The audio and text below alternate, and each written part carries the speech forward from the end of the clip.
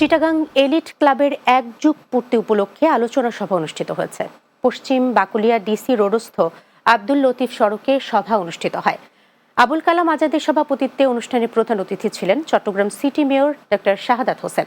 এ সময় বক্তব্য রাখেন মহানগর বিএনপির সাবেক সাধারণ সম্পাদক আবুল হাশেম বক্কর, যুগ্ম আহ্বায়ক ইয়াসিন চৌধুরী লিটন, সদস্য মোহাম্মদ মহসিন, এমদাদুল হক বাদশাহ সহ অন্যরা।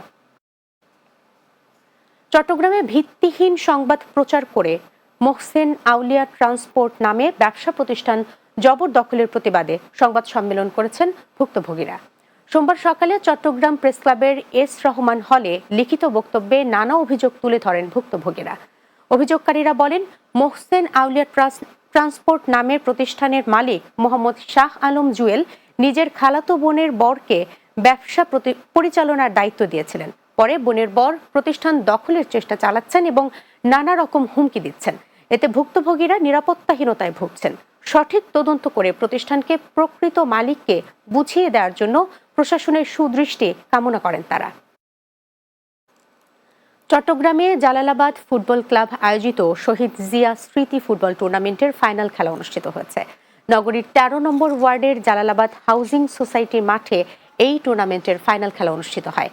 টুর্নামেন্ট পরিচালনা কমিটির সভাপতি মোহাম্মদ সালাউদ্দিন ও মোহাম্মদ আদর এর সভাপতিত্বে এতে প্রধান অতিথি ছিলেন কেন্দ্রীয় যুবদলের সহ সভাপতি ও চট্টগ্রাম মহানগর যুবদলের সভাপতি মুশাররফ হোসেন দীপ্তি। বিশেষ অতিথি ছিলেন চট্টগ্রাম মহানগর বিএনপির সাবেক সদস্য প্রকৌশলী মেজবাহ উদ্দিন রাজু সহ অন্যরা। চট্টগ্রামের রাঙ্গুনিয়ার ফুলগাজী পাড়া বয়েজ ক্লাবের উদ্যোগে আয়োজিত ফুটবল টুর্নামেন্টের ফাইনাল খেলা অনুষ্ঠিত হয়েছে। রোববার বিকেলে উপজেলার মরিয়ম নগরের কর্ণফুলী মাঠে টুর্নামেন্ট অনুষ্ঠিত হয়। খেলায় ফরাসপাড়া স্পোর্টিং ক্লাব সওদাগর পাড়া ফুটবল একাদশকে ১-০ গোলে পরাজিত করে বিজয়ী হয়। লায়ন প্রকৌশলী আবুল কাশেমের সভাপতিত্বে অনুষ্ঠিত ফাইনাল খেলায় প্রধান অতিথি ছিলেন উত্তর জেলা যুবদলের সিনিয়র সহসভাপতি ইউসুফ চৌধুরী। শেষ করব দিনের বাংলা, যাবার আগে সংবাদ শিরোনামগুলো জানিয়ে দিচ্ছি আরও একবার। বিশৃঙ্খলা সৃষ্টির চেষ্টাকারীদের বিরুদ্ধে সবাইকে সজাগ থাকার আহ্বান প্রধান উপদেষ্টার। গণ অভ্যুত্থানে আহত ও শহীদ পরিবারকে আর্থিক সহায়তা প্রদান শুরু। সরকার চাইলে ১ মাসেই সব সমাধান সম্ভব, মন্তব্য দুদুর। সঠিক সময়ে ডেভিল হান্ট অপারেশন হলে এত অরাজকতা হতো না, বললেন ফারুক।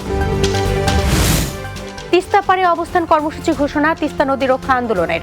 দ্রুত মহাপরিকল্পনা বাস্তবায়নের দাবি। এবং বন্যায় ক্ষতিগ্রস্ত শেরপুরের নালিতাবাড়ির নন্নি বারোমারি সড়ক ৪ মাসেও মেরামত হয়নি, ভোগান্তিতে ২৫,০০,০০ মানুষ।